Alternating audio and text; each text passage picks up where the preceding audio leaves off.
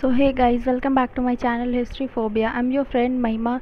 So in this video I'm going to take you in the time period of 1652 when the slavery start in South Africa, and at that time slaves were chained and captured and sold in the slave markets. So the condition of slaves at that time was very critical, and in the condition in which they were living were very horrible and terrible. So I'm going to tell you about that what were the conditions and how it came into, and what were the circumstances and the problems they were facing at that time. And how the slavery came to an end in South Africa. So let's start with the video. So first of all, with colonialism began in South Africa, that is in 1652. उसी के साथ साथ slavery and force labour भी start हो गया south Africa में. तो जो ओरिजिनल मॉडल ऑफ स्लेव थे, मीन्स जो सबसे पहला मॉडल था, सबसे पहले जो लोग थे जो कि कैप्चर करके साउथ अफ्रीका में लाए गए थे, वो उनको लाया गया था बाय द डच इन 1652, और ये एक्सपोर्ट हुए थे from West Cape of African Republic to the Orange Free State and African Republic. ठीक है. तो अब क्या हुआ कि मैनी साउथ अफ्रीकन्स, अब क्या हुआ कि जो मैनी साउथ अफ्रीकन्स थे are descendant of the trade. Means वो उसी जो ट्रेड में जो हमारा जो फर्स्ट मॉडल जो लाया गया था, उन्हीं के बच्चों के बच्चे थे जो कि स्लेव्स में इधर से स्लेव ट्रेड में इधर से उधर किए जा रहे थे. तो many South Africans are the descendant of the trade, जो कि ब्रॉड मतलब लाए गए थे केप कॉलोनी फ्रॉम 1653 से अंटिल 1822 तक. ठीक है. तो अब क्या हुआ, अब चेंजेस आने लगे अफ्रीकन सोसाइटीज़ में, क्योंकि अब यूरोपियन कॉलोनियल का इम्पोजिशन हो चुका था, और धीरे धीरे अब उनके रूलिंग के वजह से वहाँ पे बहुत ज़्यादा चेंजेस आने लगे. So not all societies were equally transformed. Means European colonial rule in south Africa की वजह से सारी सोसाइटीज़ वर इक्वली ट्रांसफॉर्म नहीं हुई थी. उसमें से कुछ सोसाइटीज़ थी जिनने रेजिस्ट किया उनकी फोर्सेस को, और कॉलोनियल इंट्रूशन को मना किया, मतलब उसका रेजिस्ट किया, उसके लिए मना किया. और slavery and force labour for extended periods, उसके लिए भी इनने कुछ सोसाइटीज़ ने मना किया. जिसमें से सबसे ज़्यादा एक एग्जांपल है जिसमें खोई कम्युनिटीज़ थे जो कि साउथ वेस्टर्न में रहते थे, जो कि डिसइंटीग्रेट थे, और वो ये अफ्रीकन और ये कॉलोनियल इंस्टीट्यूशन के मैटर में वो with in a decades, means वो 10 साल से ज़्यादा इसमें घुसे हुए थे. तो अब क्या हुआ, जो कॉलोनियल कॉन्टैक्ट, अब जब हम बात करते हैं तो colonial contact was a two way process. Means ये दो तरफा चीज़ थी. मीन्स ऐसा नहीं था कि बस यूरोपियंस आए और उनने अपना रूल वहाँ पे यूरोपियन कॉलोनियल बना दी, ऐसा नहीं था. बट क्या हुआ, अफ्रीकन्स ने भी उनका फुल सपोर्ट किया. क्योंकि अगर हम देखे जाए तो अफ्रीकन्स इतने भी ज़्यादा पहले कमज़ोर नहीं थे, इतने हेल्पलेस विक्टिम्स नहीं थे जितना कि वो इनिशियल एनकाउंटर में हमने देखा गया. सो एट दैट टाइम जो अफ्रीकन सोसाइटीज़ में अगर हम अफ्रीकन रूलर्स की बात करें तो उनको ये दिखाई देता था कि अगर वो अपना रिलेशन मेंटेन रखेंगे यूरोपियंस के साथ तो उनको बहुत सारे बेनिफिट्स होते थे. जैसे कि बेनिफिट होते थे अगर वो यूरोपियंस के साथ अच्छे अपने बिहेव रखे, अच्छे अपने टर्म्स रखे, और वो उनके साथ खुद ही इन्वॉल्व होती थी. साउथ अफ्रीकन्स खुद ही उनके साथ इन्वॉल्व होते थे bye their own terms. So most important trade था यूरोपियंस का साउथ अफ्रीकन्स के साथ. वो ये था कि जब वो उनके साथ ट्रेड करते थे तो अफ्रीकन रूलर्स को एक क्रूशियल टेक्नोलॉजीज़ मिल जाती थी यूरोपियंस की, जिसमें सबसे बड़ा एग्जांपल है जैसे फायर आर्म्स. तो उस टाइम पे जो ownership of a fire arms, अगर कोई इंसान अगर उस टाइम पे अगर रूलर्स वहाँ पे अगर फायर आर्म्स का ओनरशिप, मीन्स अगर उसको अपनाते उनके पास होती थी उस टाइम पे, तो ये ownership of a fire arms एक बहुत ज़्यादा स्टेटस शो करता था, स्टेटस सिंबल था जो टर्न कर देता स्टेटस सिंबल में, और उसकी वजह से उनको वो पॉलिटिकल पावर गेन करने लग जाते थे. बट सैडली क्या हुआ कि जो आर्टिकल ऑफ ट्रेड मीन्स जो ट्रेड जो यूरोपियंस के साथ जो अफ्रीकन्स चला रहे थे, जिसमें यूरोपियंस अपना ग्रेटेस्ट इंटरेस्ट दिखा रहे थे, पर उनको क्या पता था कि उसमें जो अफ्रीकन्स थे वो उनको तैयार कर रहे थे ताकि वो अपना स्लेवरी उनको दे पाएँ यूरोपियंस को। जो हमारा अटलांटिक स्लेव ट्रेड है वो एक हिस्ट्री में एट सेंटर में है, और वो बहुत टाइम से ये दर्शा रहा है Europeans contact with Africa. This was the era of American diaspora. American diaspora means उस टाइम पे जो हिस्टोरियंस थे वो इस चीज़ को बताए थे, वो टर्म्स यूज़ कर रहे थे डिस्क्राइब करने के लिए कॉन्सिक्वेंसेस ऑफ स्लेव ट्रेड।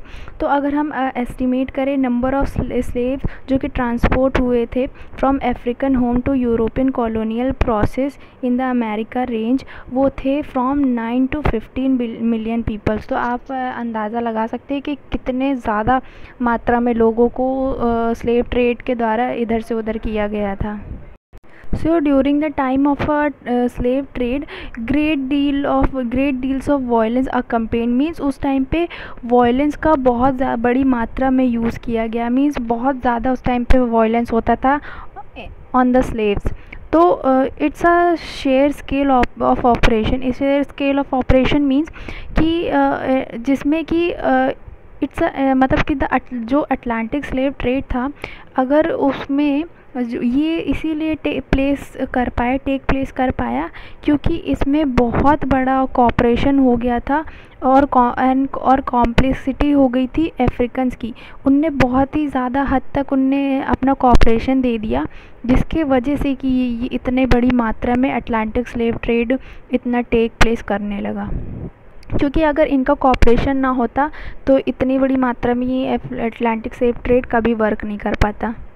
तो अब क्या होने लगा कि जैसी number of slaves transported increase में जैसे स्लेव्स की तादाद बढ़ती जा रही थी ट्रांसपोर्ट होने में, तो अफ्रीकन सोसाइटीज़ में उतना ही ज़्यादा ट्रांसफॉर्मेशन आता जा रहा था, जिसकी वजह से चीज़ें अवॉइड नहीं हो पा रही थी और ट्रांसफॉर्मेशन आता जा रहा था। तो अब क्या हो रहा था, धीरे धीरे जो 400 ईयर्स ऑफ स्लेव ट्रेडिंग थे, अब वो अपने अपने टूल मीन्स अब अपने अपने हथियार उठाने की बारी आने लगी थी अब धीरे धीरे। तो अब क्या हुआ, not all African societies were equally affected.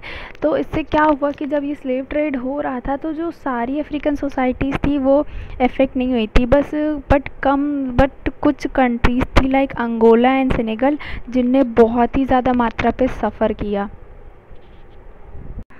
तो अब क्या हुआ, जो most important consequences of Atlantic slave trade means जो अटलांटिक स्लेव ट्रेड था उसके जो मोस्ट इम्पॉर्टेंट इम्पैक्ट पड़ा वो अफ्रीका की डेमोग्राफी, इकोनॉमिक एंड पॉलिटिकल तीनों चीज़ों पे पड़ता है। तो अब इससे कोई डाउट नहीं है कि जो अटलांटिक स्लेव ट्रेड था उसने ग्रेटली अफ्रीकन डेमोग्राफिक डेवलपमेंट को हिट किया, जिसके वजह से इस कॉन्टिनेंट की जो हिस्ट्री थी वो एकदम से बदल चुकी थी या बदलने वाली थी। तो क्योंकि हमको आज भी पता है कि जो अगर हम अफ्रीका को देखें तो साउथ अफ्रीका में लोग यहाँ पे गरीब हैं।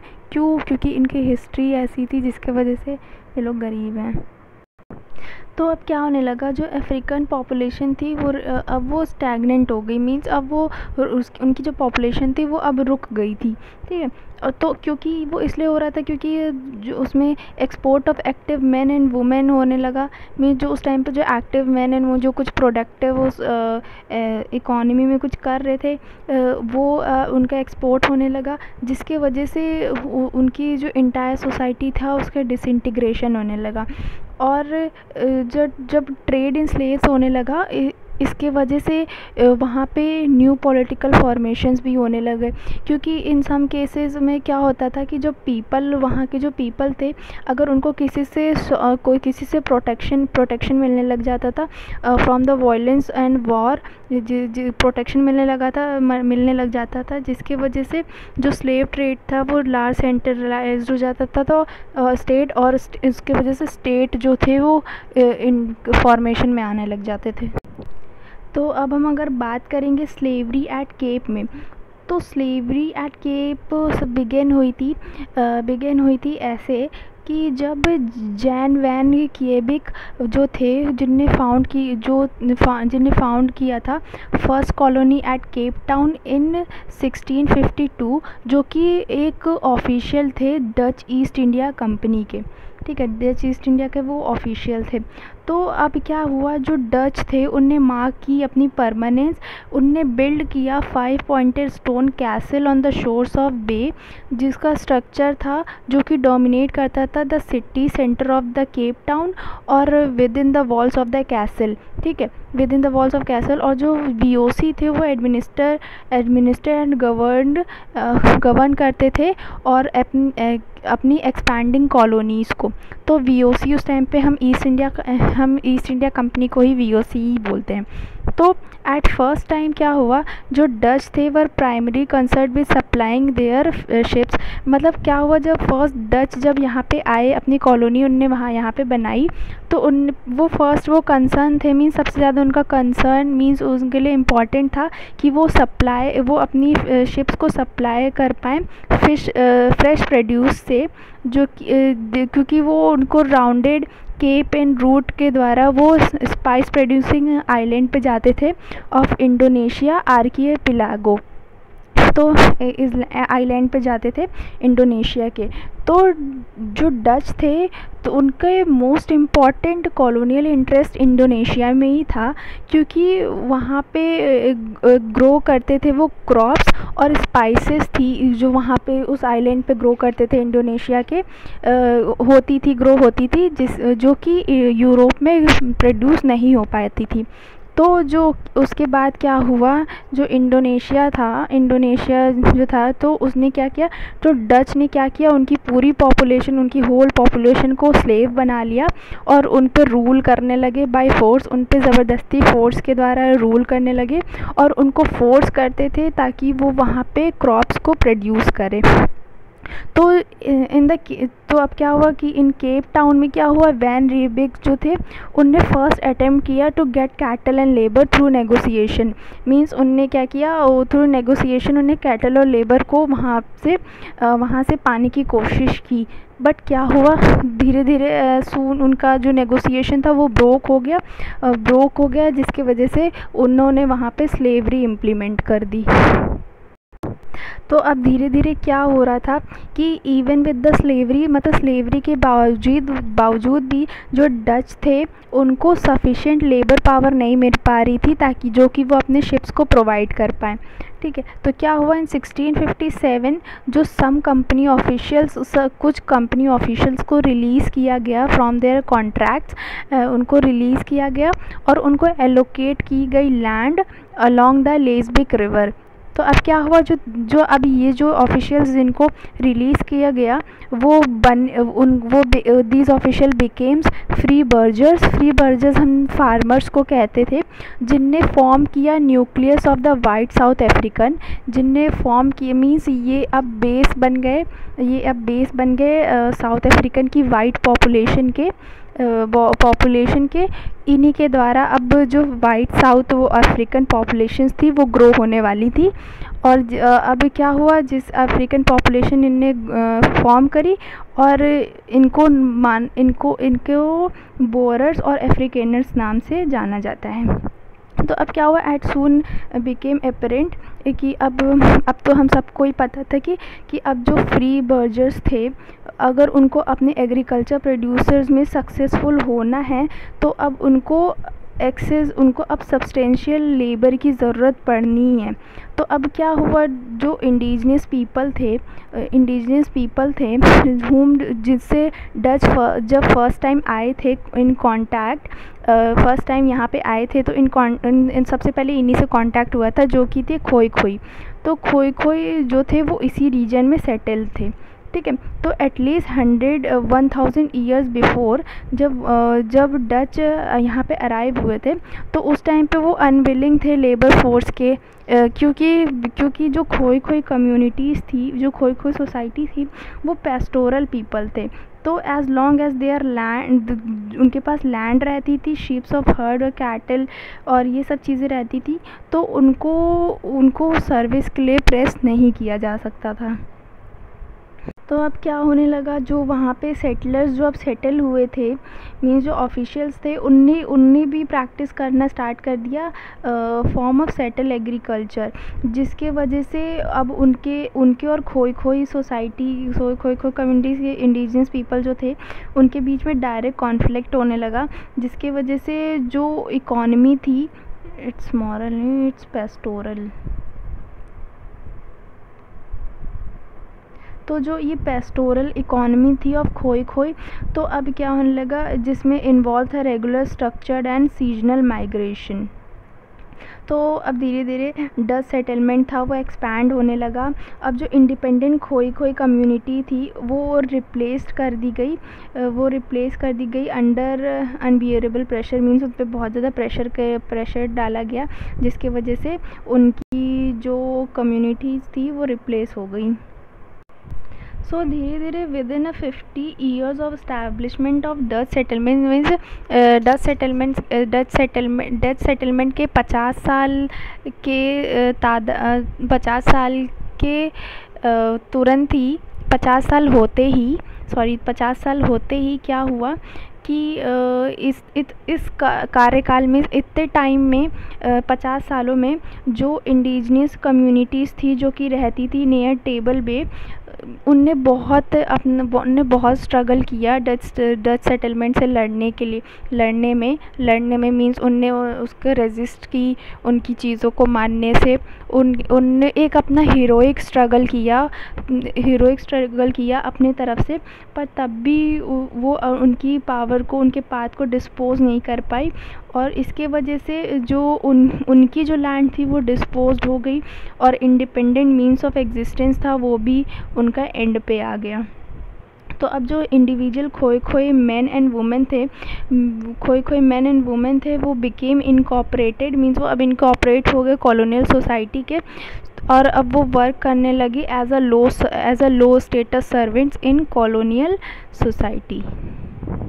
सो beyond the mountain table valley communities, means जो माउंटेन टेबल वैली में कम्युनिटीज़ रहते थे, उसके बावजूद जो खोई खोई और सैन, ये जो दो कम्युनिटीज़ थी, सैन भी एक इंडिजिनियस कम्युनिटी थी जो कि हंटिंग गैदरिंग करती थी, और इनके टुगेदर ये टुगेदर हुए और इनने सर्वाइव किया अंटिल द एंड। बट क्या हुआ 18th सेंचुरी में, अब ये थोड़ा सा डाउट है कि जो इंडिजिनियस पॉपुलेशन थी of the Cape, the arrival of Dutch settlers prove to be major turning point, means इन दोनों के बीच में ऐसा क्या हुआ, शायद कुछ ऐसा हुआ जिसकी वजह से जो ये कम्युनिटीज़ थी उनने बहुत अच्छा अपना प्रदर्शन किया, और ये इन्हें डच से लड़ने में ये लोग कामयाब हुए, और इसके वजह से एक मेजर टर्निंग पॉइंट आया। ये अभी डाउट में है, जिसकी वजह से जो डच सेटलर्स थे वो इनके बजाय, मीन्स अब वो उनसे तो अपने लेबर नीड्स नहीं ले पा रहे थे, जिसकी वजह से जो डच थे अब वो लेबर नीड्स के लिए कहीं और देखने जा रहे थे। तो अब क्या होता है इन 1658, तो अब क्या 1658 में क्या हुआ, जो फ्री बर्जर्स, जो ऑफिशियल्स को जो रिलीज़ किया गया था लैंड में, ताकि वो वहाँ पे एग्रीकल्चर सेटलमेंट कर पाएँ, तो अब क्या हुआ, जब उनको ग्रांट हो गई लैंड्स एंड देयर प्लॉट्स, तो अब क्या हुआ, जो फर्स्ट स्लेव्स के जो ग्रुप था वो इम्पोर्ट किया गया इन साउथ अफ्रीका, जो कि स्पेशली एग्रीकल्चर वर्क के लिए मंगाया गया था।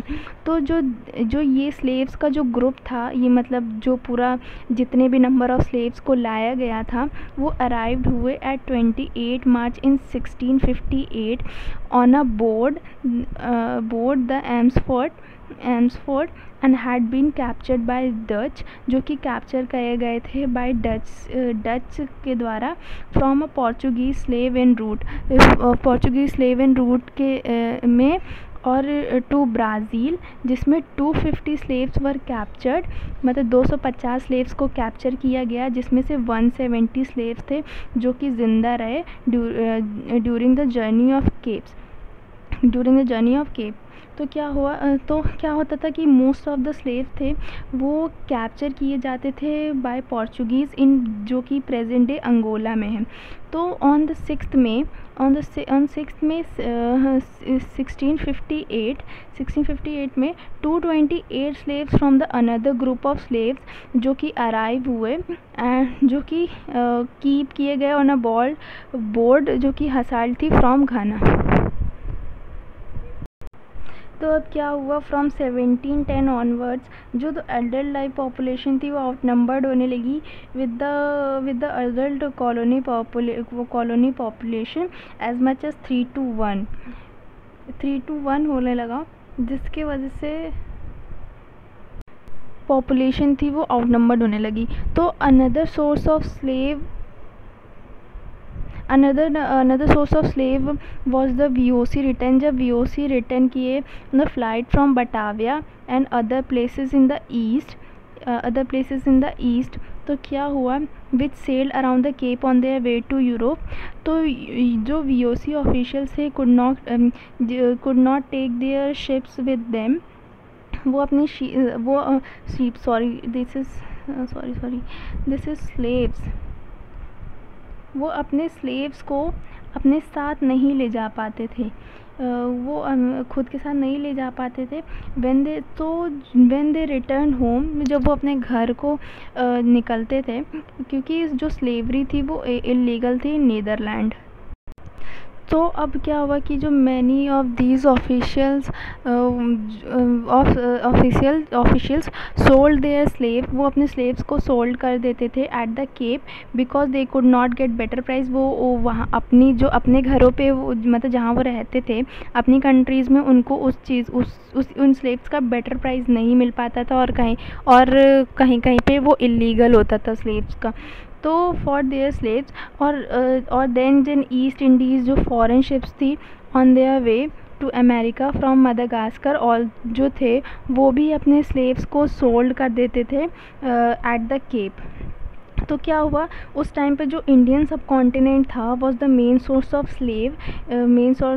सो ड्यूरिंग अर्ली 18th सेंचुरी जो अप्रॉक्स 80% ऑफ द स्लेव्स थे वो इंडिया से आते थे during this period, mean 18th century के अर्ली 18th सेंचुरी में। तो slaves living station was established in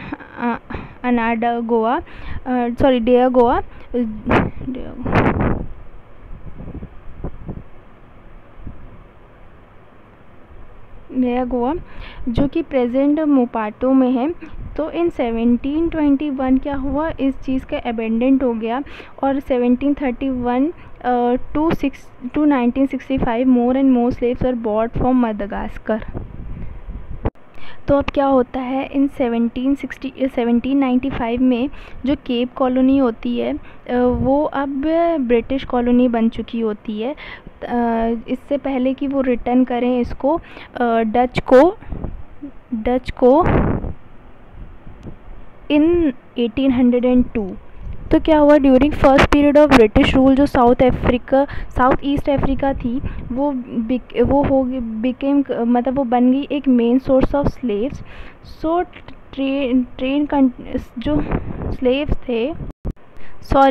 trend continued with return of Dutch, mean जब डच आते हैं ये ट्रेंड कंटिन्यूड रहता है ऑफ स्लेव ट्रेडर्स ऑपरेट, जो कि अब प्रेजेंट डे ऑपरेट कर रहे हैं मोज़ाम्बिक में। तो व्हेन इन कंट्रोल, जब ब्रिटिश के पास ये कंट्रोल में था केप, तो जो VOC थे वो सेंड करते थे स्लेव्स को मोज़ाम्बिक एंड मदागास्कर में, जिसका main purpose of these expectations होती थी was to trade slave। So in those days जो ट्रेवलिंग थी by ship was very uncomfortable, बहुत अनकम्फर्टेबल और अनहाइजेनिक होती थी फॉर द ऑर्डिनरी पीपल्स, और स्पेशली फॉर स्लेव्स। तो उनको वहाँ पे तो कन्फाइंड ही रखना ही होता था। तो बिटवीन 1720 एंड 1719 जो स्लेव नंबर थे वो इंक्रीज़ हुए from 2500 to 14500 at the time. जो फाइनल एंडिंग ऑफ स्लेवरी थी वो थी इन 1838 या इन 1388। तो जो पॉपुलेशन थी वो स्टूड एट अराउंड जो थी वो थी 38,000। तो जो यूरोपियन पॉपुलेशन थी विच डबल इन नंबर, जो कि डबल इन नंबर हो गई थी with each generation through natural increase. अब वो नेचुरल इंक्रीज से डबल हो चुकी थी। तो जो harsh living conditions of the Cape slave population थी जो कि मेंट किए their number code by the sustain through continued importation. Means अब जो हार्श लिविंग और जो स्लेव्स थी उनकी हार्श लिविंग कंडीशन होती जा रही थी क्योंकि जो इम्पोर्टेशन जो थी ऑफ स्लेव्स वो इंक्रीज़ करती जा रही थी जिसके वजह से जो स्लेव्स वहाँ पे रह रहे थे जो रिसोर्सेज वो शेयर करते थे। अब वो मीन्स जो जगह वो मतलब शेयर कर रहे थे, यहाँ पे रहते थे। तो अब जब बहुत लोग एक ही जगह पे आ जाएंगे, एक ही उसी चीज़ों को यूज़ करेंगे, तो जिसके वजह से उनकी जो कंडीशंस थी वो बहुत ज़्यादा हार्श होती जा रही थी स्लेव्स की। So between 1652 the ending of slave trade in 1807, अब तो क्या हुआ, अब अबाउट 60,000 स्लेव्स थे वो इम्पोर्ट हो चुके थे इनटू द कॉलोनी। तो 10 decade became not just a society. तो अब ये एक ऐसी सोसाइटी बन चुकी थी जो ऐसी नहीं थी कि जो यहाँ पे कुछ स्लेव्स रहते थे, बट ये अब ऐसी जगह बन चुकी थी जहाँ पे जो कि एक फुल्ली फ्लेज स्लेव सोसाइटी थी। मीन्स यहाँ पे हर कोई स्लेव ही था। So in slave societies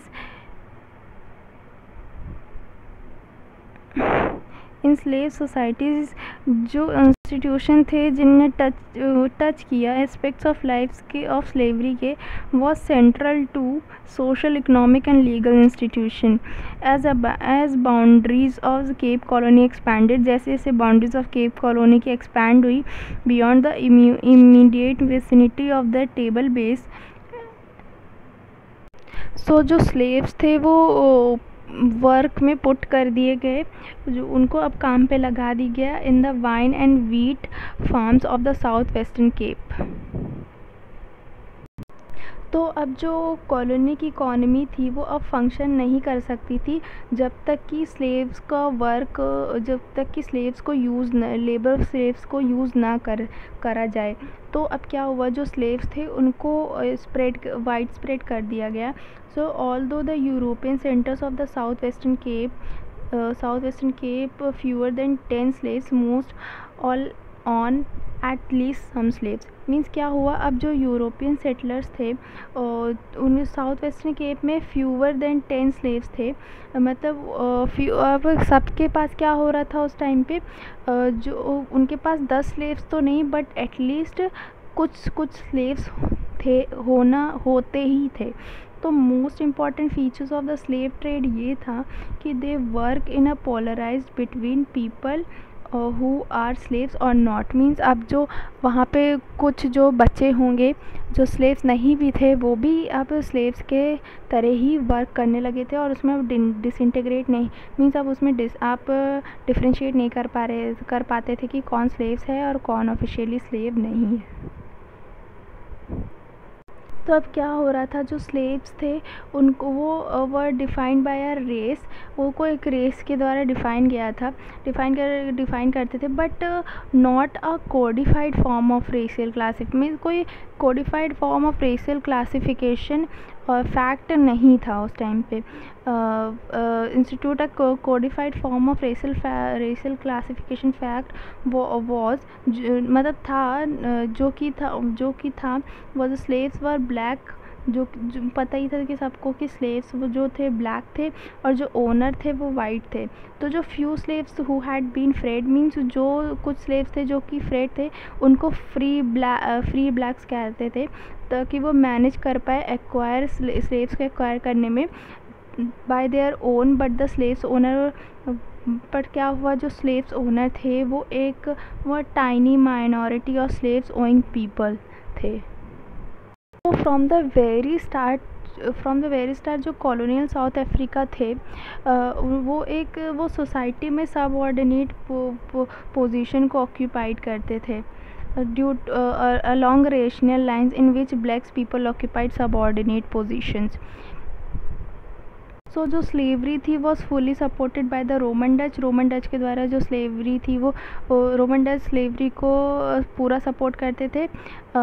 legal system that VOC brought to the Cape, जो लीगल सिस्टम जो लेके आए थे उसको रोमन डच एकदम सपोर्ट करते थे। टर्म्स इन विच जो स्लेव्स थे उनको डिफ़ाइन किया गया वॉज फर्स्ट, मतलब रोमन डच के द्वारा जो स्लेव्स थे वो डिफ़ाइन किए थे first as a property, means वो स्लेव्स को एज अ प्रॉपर्टी मानते थे। So this form of slave, ये फॉर्म ऑफ स्लेव को वो नोन करते थे एज अ चैटल स्लेवरी, जो कि मेंट करता था दैट वन ह्यूमन बीइंग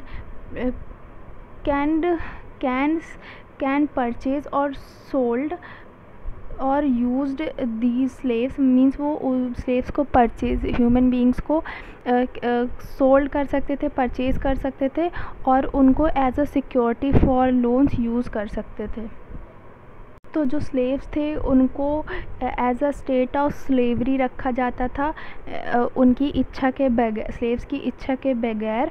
और जो वीओसी थे अब क्या था, उनको एक सिस्टम ऑफ लॉज चाहिए था ताकि वो इंश्योर कर पाएँ कि स्लेव्स जो थे वो हमेशा सबऑर्डिनेट पोजीशन पे रह पाएँ। तो जो स्लेव्स इन केप थे were strictly controlled according to law, उनको स्लेव्स को स्ट्रिक्टली कंट्रोल किया जाता था अकॉर्डिंग टू लॉ, जिसमें स्लेव्स स्लेव्स जो थे उनको पनिश कर सकते थे फॉर देयर एक्ट, उनकी हरकतों की वजह से उनको पनिश कर सकते थे। सच एज रनिंग, अगर वो भाग जाते थे तब जब वो अपने मास्टर की बात नहीं मानते थे, मतलब अपने मालिक की बात मानने से मना कर देते थे, मना नहीं मीन्स मतलब मानने में फ़ेल हो जाते थे अपने मालिक के हुक्म को। तो स्लेव ओनर थे वर अलाउड, जो स्लेव ओनर थे उनको हार्श पनिशमेंट स्लेव्स को देना अलाउड था, like vaping, with holding food, उनका खाना रोक देना बहुत दिन तक और उनके वर्किंग आवर्स को बहुत ज़्यादा बढ़ा देना। तो और जो स्लेव्स थे जो कि रन कर पाते थे, मीन्स रन कर पाते थे, उनको चेन्स में बांध के रखते थे ताकि वो उनको भागने से रोक पाएँ। तो अगेन क्या हुआ, because of many slave from the west east Africa वो थे वहाँ पे, तो वो बिलीव करते थे कि अगर वो एक बार भागने में कामयाब हो जाते हैं तो वो किसी न किसी तरीके से अपने घर का रास्ता ढूंढ ही लेंगे। तो अब हम यहाँ पे अभी जो हमने अभी ऊपर जो पढ़ा और अभी जो हम पढ़ रहे हैं, तो इस पे हम स्लेव्स की कंडीशंस को बता रहे हैं कि स्लेव्स क्या क्या फेस करते थे और उन पे क्या क्या रूल्स और रेगुलेशंस थे। तो जो स्लेव्स थे उनको डेथ तक उनको मार भी दिया जाता था अगर वो अपने मालिक पर अटैक करते थे। तो जो फूड उनको दिया जाता था वो बहुत ही टेरेबल, बहुत गंदा खाना देते थे। और जो slave trade in Cape Town was banned. तो अब क्या हुआ, जो स्लेव ट्रेड था इन केप टाउन वो था बैंड हो गया। तो अब धीरे धीरे क्या होने लगा, due to banning of slaves के बैन होने के कारण जो स्लेव ओनर थे वो अपने स्लेव्स को बेटर ट्रीटमेंट देने लगे। अब ये अब इसलिए होने लगा क्योंकि जो स्लेव्स थे अब वो नो लॉन्गर ईज़िली अवेलेबल, अब स्लेव्स को ज़्यादा आसानी से नहीं मिल पा रहे थे, देयरफॉर अब वो बहुत ज़्यादा महंगे हो चुके थे। तो अब क्या हुआ, also became owner don't want to slave run. अब क्या हुआ, जो स्लेव्स के ओनर थे अब वो ये भी चाहते थे कि उनके स्लेव्स भाग ना जाएं और यंग एज में मर ना जाएं। तो इसलिए वो उनको अच्छा बिहेवियर देकर मतलब अच्छा बिहेव करते थे। तो अब क्या हुआ, जो ट्रीटमेंट ऑफ स्लेव्स थी वो अब एकदम कंट्रास्ट हो गई। मीन्स जो बिफोर बैनिंग जो स्लेव्स की कंडीशन थी और अब जो स्लेव्स की कंडीशन थी उसमें बहुत हम कह सकते हैं कि ज़मीन आसमान का फ़र्क आ चुका था। तो स्लेव्स आफ्टर बैनिंग। तो अब क्या हुआ, कुछ कुछ लोग ऐसे थे कि as then was in cheaper to buy, तो वो क्या मतलब सोचते थे कि वो एज़ कम्पेयर्ड कि अगर वो अपने स्लेव्स को अच्छा ट्रीटमेंट दे पाएँ, इससे अच्छा है कि वो नए स्लेव्स अपने लिए ख़रीद लें, instead of they give good care to them.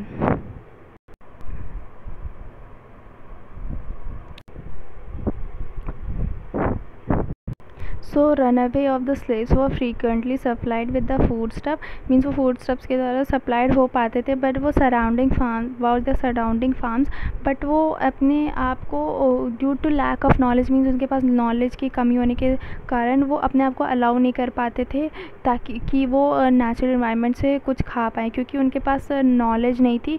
May be कुछ ऐसा होता था कि ताकि कुछ वो जहरीला भी खा सकते थे, तो इसलिए वो अपने आप को नेचुरल इन्वायरमेंट से कभी फीड नहीं करते थे। तो अगर there are many other examples of different slaves and communities. अगर हम लोग सारे स्लेव्स की अगर कंडीशंस पढ़ें, बहुत से एग्जाम्पल दिए, इसकी वजह से वीडियो बहुत लंबी हो सकती थी, तो मैंने एक ही स्लेव के बारे में बताया। इसमें अदर कम्युनिटीज़ भी है जिनको कैप्चर करके लाया जाता था, वो क्या डिफरेंट चीज़ें को फेस करते थे, उनकी क्या कंडीशंस थी, वो अलग थी। तो अब क्या आता है, the abolition of the slavery at the Cape. ये बहुत ही खुशी मेरे को, जब मैं पढ़ती हूँ मुझे बहुत ही खुशी दिलाता है कि अब धीरे धीरे जो स्लेव्स का था वो ख़ात्मा होना स्टार्ट होने वाला था। तो अब क्या हुआ, अब जो ब्रिटिश थे उनने ऑक्यूपाई कर ली, उनने ऑक्यूपाई कर लिया केप अगेन इन 1806।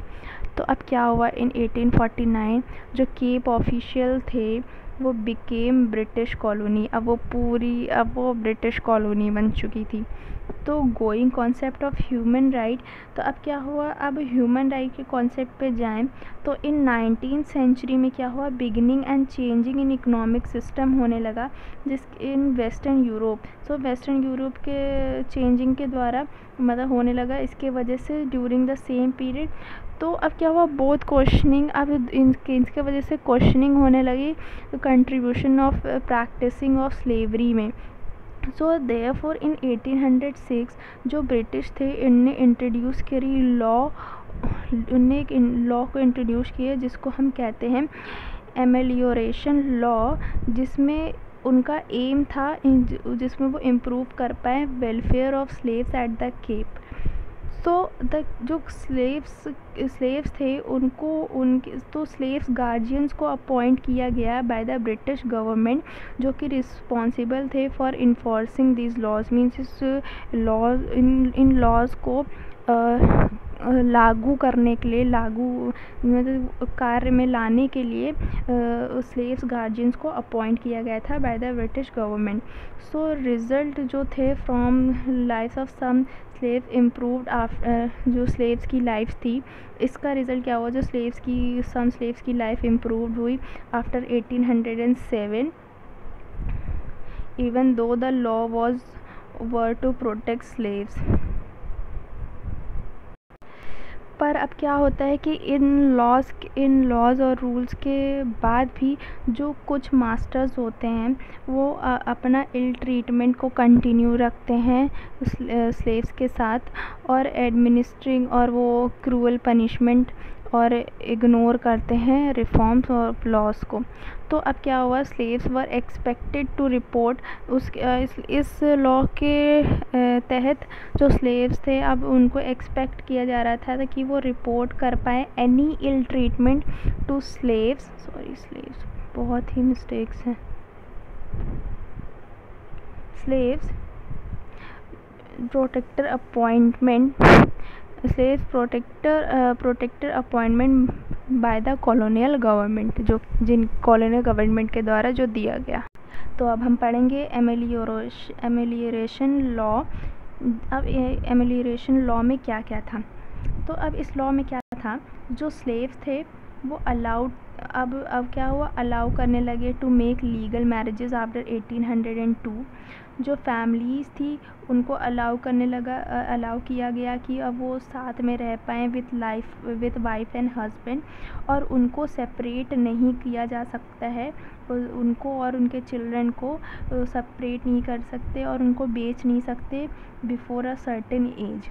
सो अब जो था कि जो पीपल थे उस टाइम, अब क्या हो रहे थे, उनको क्रिश्चियनिटी के बारे में बताने लगे, और बैप्टिज़म ऑफ स्लेव्स को इनकरेज करने लगे बैप्टिज़म के लिए। और जो संडे था वो रेस्ट डे बन गया। तो place had to receive a reasonable amount of, जो स्लेव्स थे, these are slaves,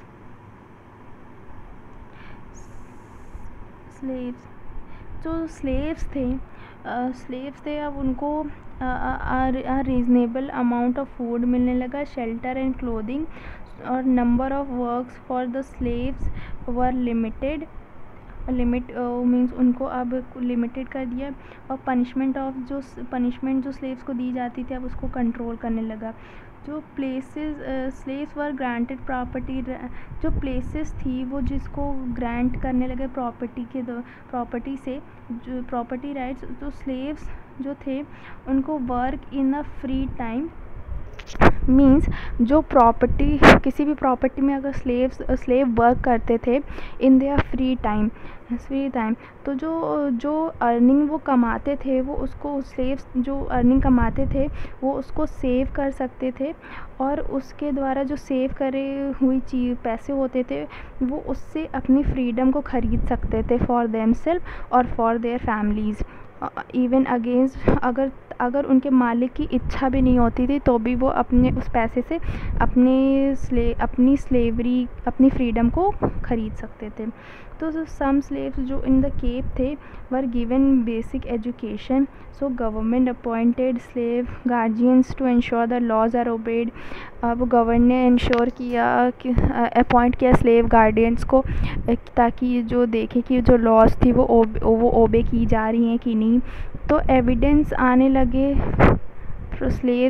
एविडेंस हैं स्लेव्स के, जिसमें हमको पता चलता है कि जो right made of use of them broad complaints again their owners, means जो बहुत ज़्यादा स्लेव्स, मतलब बहुत स्लेव्स थे जिनने वो अपने मालिक की कंप्लेन लेके आए in the court of guardians of slaves. तो अब क्या होता है, अब क्या हुआ, बोथ स्लेव अपराइजिंग भी हैपेंड हुई ड्यूरिंग दिस पीरियड, और अब क्या हुआ इन बोथ केसेस, और जो स्लेव थे अब डिमांड करने लगे immediate freedom. So end of the slavery at the Cape was not due to internal pressure, means internal pressure के वजह से स्लेवरी इन द केप ख़त्म नहीं हुई, बट जो डिसीजन थे फ्रॉम द आउटसाइड प्रेशर क्या, डिसीजन के द्वारा भी वजह से भी जो स्लेवरी थी वो उसमें ख़त्म हुई। So in 1807 the British government ban slave trade in all other colonies including Cape. वो जो ब्रिटिश गवर्नमेंट थी उनने हर जगह पे स्लेव ट्रेड को बैन कर दिया, और अदर कॉलोनीज़ में भी including Cape. This meant that no more slaves from destination could be sent to work in Cape। Means इसका मतलब क्या हुआ कि अब कोई भी स्लेव्स को फ्रॉम देयर डेस्टिनेशन, मीन्स जिस जगह पे वो हैं और जहाँ पे उनको जाना है, अब उनको स्लेव्स को काम के लिए नहीं भेजा जाएगा। However these who are already in Cape, और इसके बावजूद भी क्या हुआ, जो बहुत से स्लेव्स थे जो कि केप में थे उनने अपना काम करना जारी रखा एज अ स्लेव अंटिल 1834। तो जब सारे स्लेव्स थे within British Empire was set free, अब जो सारे एम्पायर थे वो अब वो फ्री हो गए थे। तो मैनी स्लेव, जो बहुत से स्लेव थे उनने चूज़ किया to remain on with their owners, means अपने मालिक के साथ ही रहना उनने पसंद किया। और कुछ स्लेव थे उनने स्टार्ट की new life around the Cape working as a tradesman, उनने ट्रेडमैन के तरीके उनने वर्क किया वहाँ पे और एक नई लाइफ स्टार्ट करी। और मैनी एब्जॉर्ब्ड इन, और जो ये पीपल थे थे वो इस केप कॉलोनी की कम्युनिटी में एकदम घुल मिल गए थे। So last but not the least, अब हमारे पास क्वेश्चन आता है, does slavery still exist today? क्या स्लेवरी आज भी प्रैक्टिस होती है? सो अगर हम बात करी जाएँ आज के ज़माने की, तो term slavery is use to indicate wide range of human right abuse. Means कोई भी चीज़ जो ह्यूमन राइट को अब्यूज़ करती है और लेबर प्रैक्टिसेस और ह्यूमंस के अंदर से लेबर प्रैक्टिसेस को एक्सप्लॉइटिव यूज़ करती है, उसको हम स्लेवरी कहते हैं। सो स्लेवरी वही माना जाएगा। So United Nation defines contemporary the slave as consisting of variety of human right violation. Means जो भी चीज़ ह्यूमन राइट के वायलेशन की निंदा करे, उस मतलब ह्यूमन राइट्स को छीने किसी से, उसको हम स्लेवरी ही कहेंगे। So in addition to tradition slavery and slave trade these abuses include, मतलब अगर हम इन एडिशन अगर हम बात करें ट्रेडिशनल स्लेविंग और स्लेव ट्रेड में, हम दीज अब्यूसेस इंक्लूड होते हैं, जिसमें आता है हमारा सेल ऑफ चिल्ड्रन, वो भी एक स्लेवरी है। चाइल्ड पोर्नोग्राफी, ये भी एक स्लेवरी है। Child prostitute, exploitation of child labour होता है जहाँ पे चिल्ड्रन का यूज़ किया जाता है इनटू कॉन्फ्लिक्ट, डेप्थ बॉन्डेज, और ट्रैफिकिंग होती है in sale of human organs की सेल के लिए ट्रैफिकिंग होती है, और एक्सप्लॉयटेशन ऑफ द प्रोस्टिट्यूशन। तो दीज आर द टर्म्स। तो ये एक टर्म्स हैं which make as a broader use देता है। Broader use means broader definition देकर as a then chattel slavery, means वो उस स्लेवरी से ज़्यादा, तो ये ज़्यादा स्लेवरी गंदी क्या है, हाँ हम बोल सकते हैं घटिया ही है। तो as recently in May 2010 anti slavery society reported that millions of child, means anti slavery society जो थी उनने रिपोर्ट की इन May 2002 कि million of child are still in slavery. Millions of child जो हैं अभी भी स्लेवरी में हैं, जो क्योंकि गर्ल्स जो हैं एज यंग एज 6 साल की है वो वर्क कर रही हैं as a maid in Philippines. Childrens जो छोटे बच्चे हैं वो ईंटों को तोड़ रहे हैं एट घाना क्वेरीज। जो यंग बॉयज़ हैं वो उनको घर से उठा लिया जाता है from the South Asia and force as, जिनको कैमल जॉकी बना के इन यूएई यूज़ करते हैं। और गर्ल्स जो हैं, छोटे बच्चियां हैं और गर्ल्स लड़कियां हैं, उनको फोर्स किया जाता है into prostitution in the United Kingdom. So all the slavery is used to take. So और ये सारी चीज़ें हैं वो भी एक स्लेवरी है, और ये आज तक यूज़ हो रही है और taken place, these are taking place in South Africa and within the whole world. So this is all for today or for this video. So if you like, please do like, share, comment, and do tell me your views in the comment box. Thank you.